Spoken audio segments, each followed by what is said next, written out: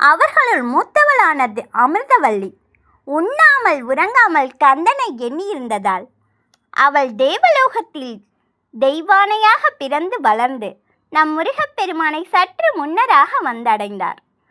சுந்தரவல்லி உண்ணும் நேரத்தையும் உறங்கும் நேரத்தையும் தவிர்த்து மற்ற நேரங்களில் இறைவனை பூஜித்ததால் வள்ளி என்ற பெயரோடு சற்று தாமதமாக நம் இறைவனை வந்தடைந்தார்.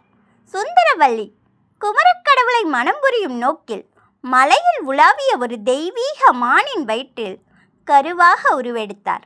அந்த மான் ஒரு அழகிய மலை சிற்றூரில் ஒரு பெண் குழந்தையை ஈன்றெடுத்தது. அந்த சிற்றூரில் வேடர் தலைவன் நம்பி என்று ஒருவர் வாழ்ந்து வந்தார். அவர் வள்ளிக்கிழங்கை அகழ்த்தெடுக்கும் குழியில் மான் என்ற பெண் குழந்தையை கண்டெடுத்தார். அக்குழந்தைக்கு வள்ளி என பெயரிட்டு வளர்த்தார்.